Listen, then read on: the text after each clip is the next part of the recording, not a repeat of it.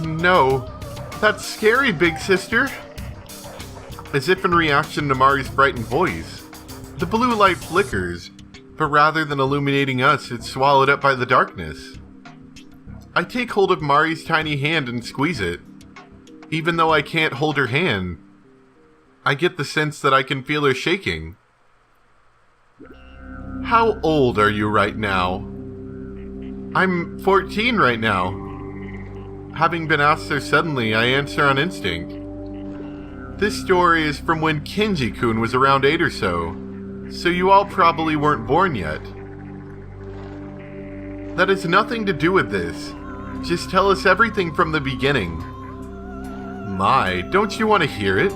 There should be no need for you to be so cold, right? Don't act so high and mighty. Is that the attitude you take when you want something? That part of you is very much like your father, isn't it? At her words, Sayo silently cast her eyes downward. That's fine, but I'm the one who started telling the story, so I'll let you hear it through to the end. Her voice resonating through the darkness finally continues. He was remanded to an institution where he received behavior modification. It is no exaggeration to say that these inhuman treatments made Kenji-kun who he is now. Having become able to lead a respectable life after sealing off his mental deformities, he began attending a high school near Manton.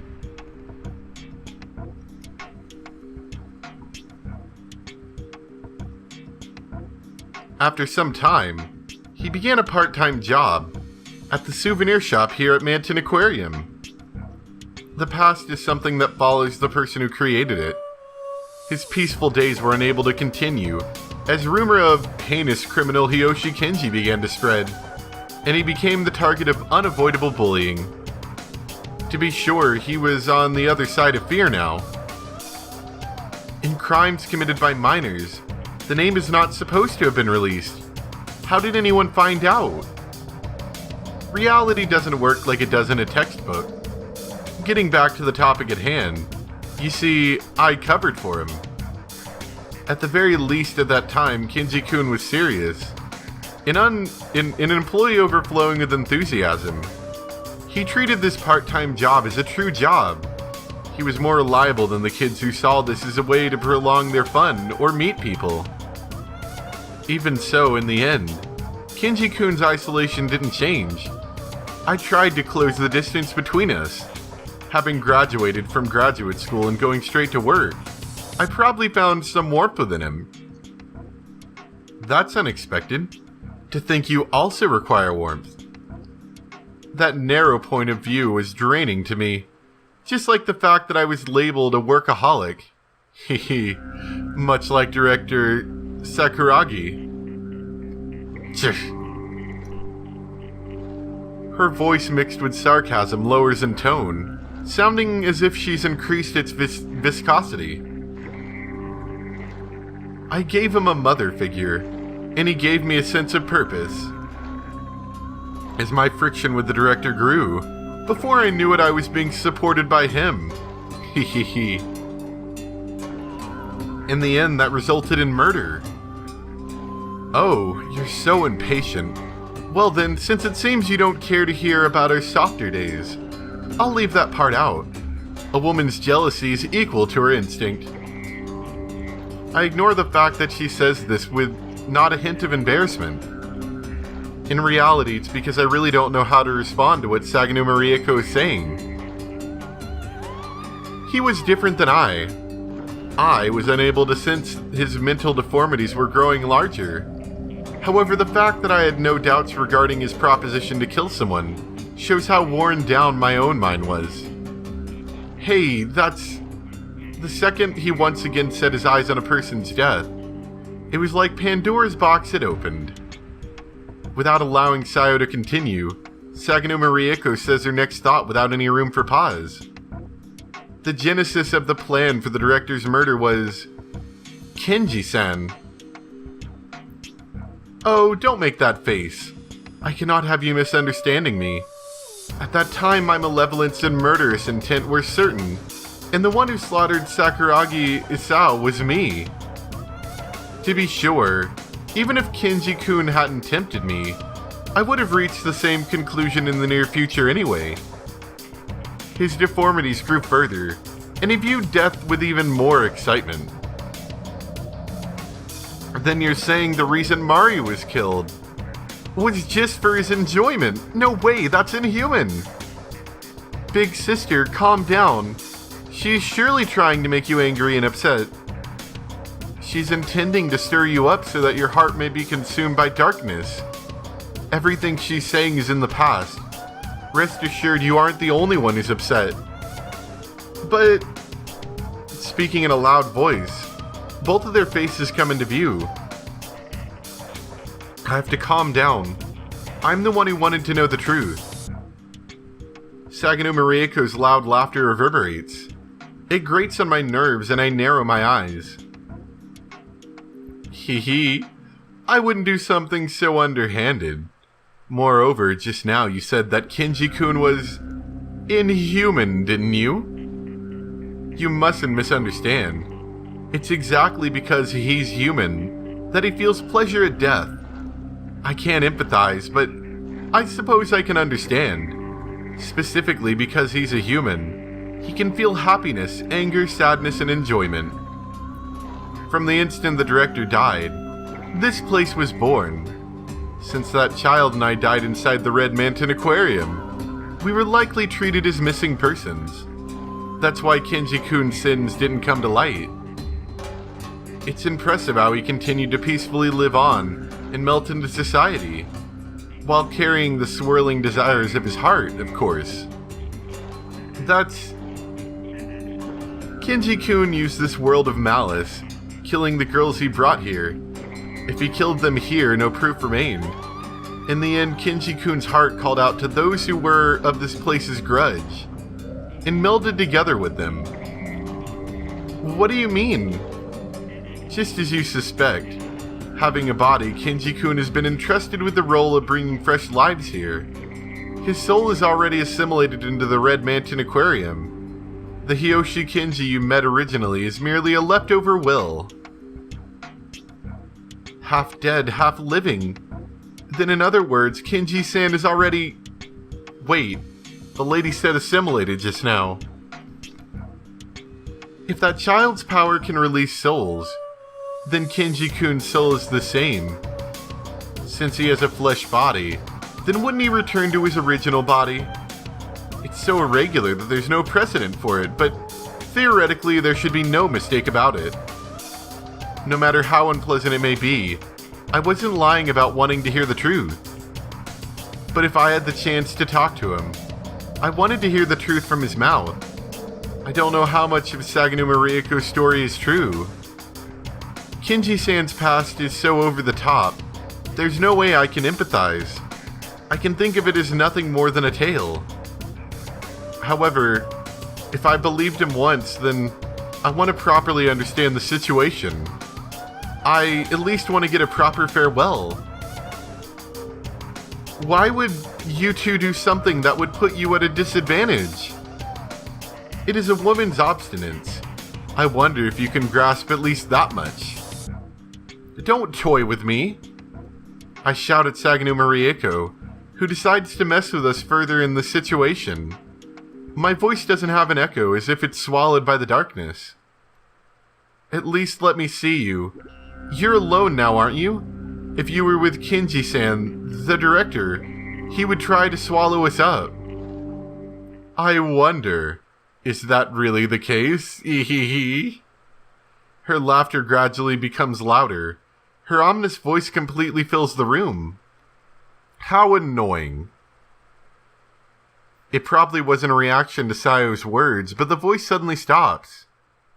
At the same time that the voice disappears, a light comes on in the director's office.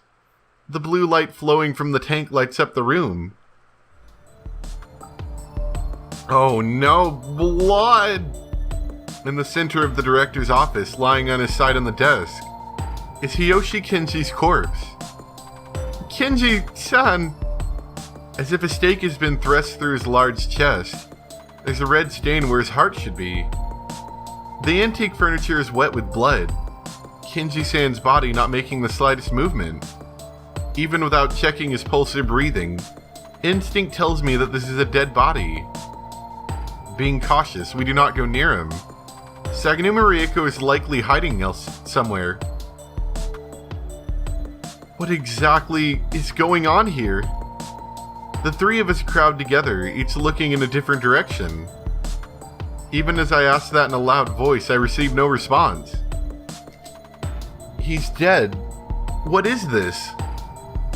Where's Saganuma Rieko? She's here, big sister. Within that light. Mari is pointing to the blue light illuminating Hiyoshi Kinji's corpse. Is comprehension still not coming to you? This man, I killed him. From within the light, only the voice reverberates. Before long, the light creates an outline, and the transparent form of Saganuma Rieko faintly appears. Once she is visible, I notice that she seems to have taken on the appearance of the past version of herself.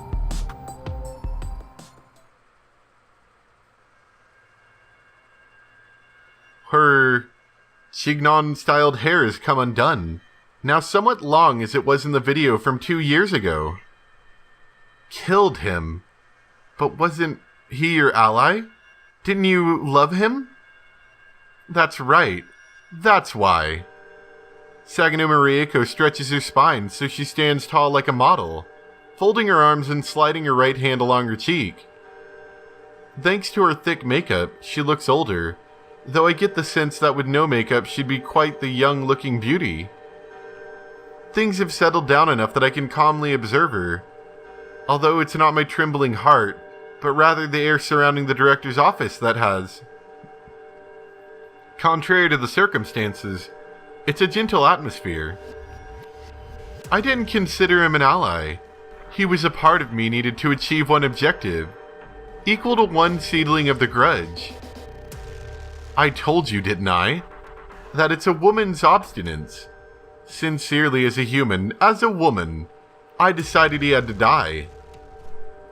Are you saying that you betrayed the aquarium and Papa? Hee. From the perspective of humans, it would seem that way. At any rate, since if I am a higher order being, I wouldn't be able to revert to a merely logical one. That is your fault, Mari-chan. Mari? When she hears her name called, Mari covers her face. She seems to be turning into something we cannot comprehend. I'm sure that if I understand Saganuma Rieko's story correctly, that's what we should be led to believe. That's due to you releasing the souls. I am also being affected by that. I remember that I loved the aquarium. Studied, put in effort, all of the memories leading me to this point. Just before I was going to kill you for witnessing the director's murder. I also remember that I hesitated. I couldn't run from who I was. That's why you didn't kill Mari, isn't it? You couldn't kill a girl who loved the aquarium. You really are a kind person, aren't you? Ha ha ha, what a foolish thing. Kindness, beauty, hatred, anger. They're all pieces of the same whole. Nothing more than pieces of the human-created ego. It's probably a strange conversation for one who has already passed, but I chose death for myself. Even if I can't go to some place like heaven, I wanted to die as myself. As Saganuma Rieko. Why did you kill him? What happened to Papa? To make a distinction. That's why I brought Kinji-kun along. In the end, love was just not enough. That's why we both sought understanding. The director, Sakuragi Isao, had already detached from Kinji-kun's body. If he wasn't going back to the real world, then he didn't need it. Thanks to that girl's power, the aquarium has already begun to crumble. Even if it's by himself, he likely intends to be sublimated into this place's new reality.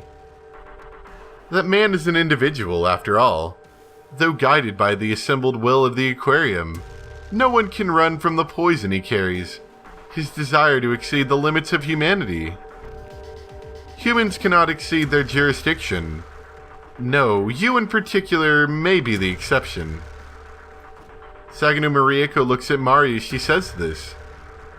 I realize that, gradually, Saganuma Rieko's form is becoming pale. The light flowing from the tank turns and blends with the blue light emanating from Mari's body, mixing in the center of the room to create a violet color. Each is bound by the limits of the human heart, and it seems as if there is no way but to combine them. What's stopping this is the looks, flesh, and heart that make an individual. I will not yield my soul to you. Do not expect me to be your salvation. You can all fall to the very pits of despair for all I care.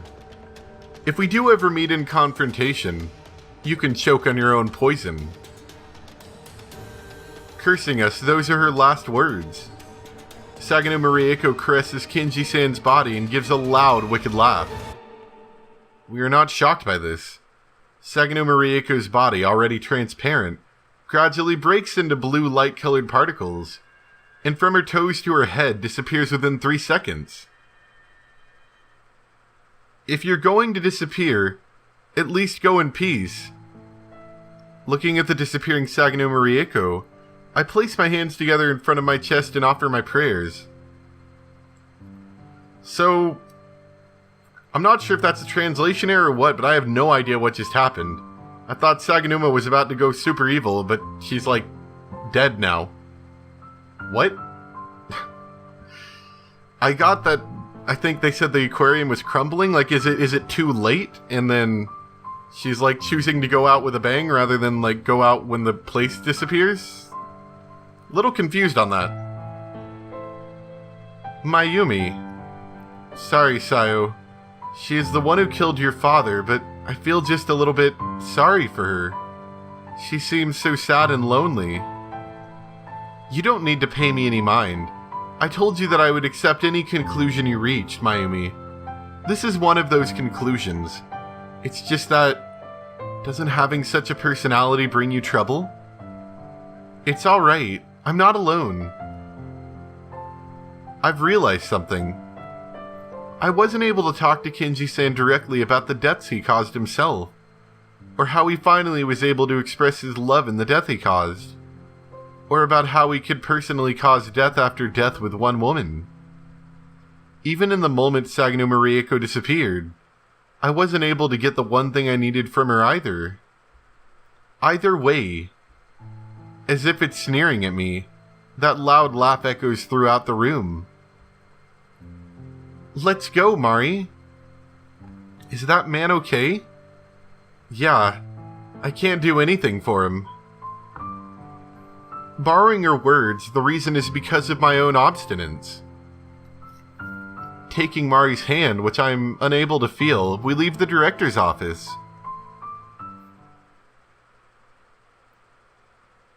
Whoa. This place looks Spook City. What is this? The aquarium, it's being worn away. As soon as we leave the director's office, we are shocked at the scene before our eyes. Spots here and there on the walls and floors are being dyed in black. It looks as though it's been eaten away by insects.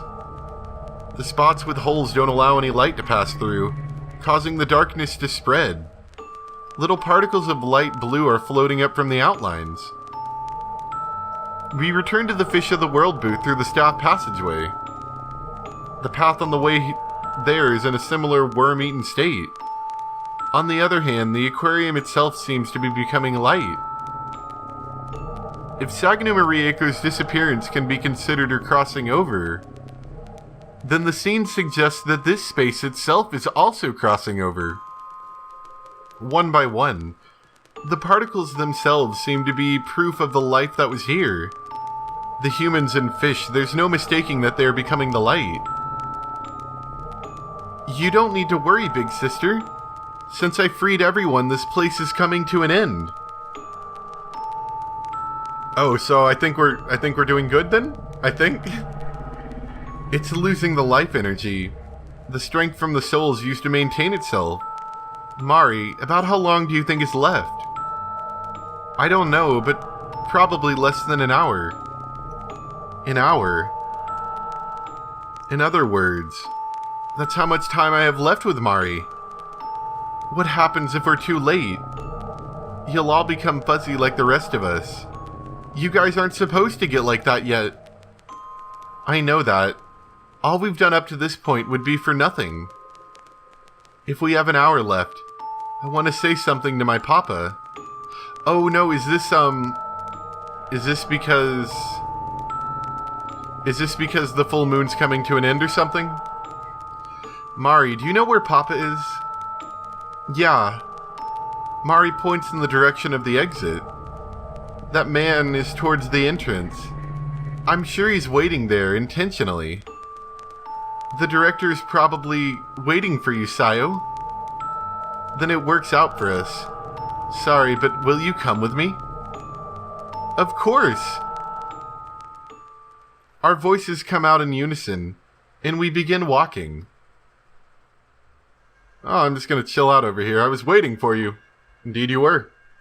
Director. Sorry, this track sounded familiar.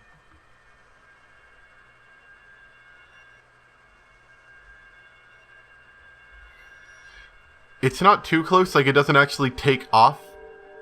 But there's a track in 999 that starts off a lot like this. It's actually one of those really spooky tracks that I like a lot. I cannot remember what track that was, though. It's a one I like, though. Papa! Naturally, it's not Hiyoshi Kenji that's there. This time, it's the director. The body of Sakuragi Isao himself, standing at the Tokyo Bay booth near the entrance. His body isn't transparent like Sagano Marieko's was just before she disappeared. Thinking back on it, since he had a proper existence here, it would probably be more notable if he were transparent. Cases like Mari's should be the exception. However, his objective is supposedly to assimilate with the aquarium. When he does, I'm sure he will cast off the appearance of his spirit. Sayo takes a step ahead of us and begins speaking to him. Finally, I can see my real papa. The Tokyo Bay booth is no exception, as it is in the process of having holes open here and there as it turns into blue light.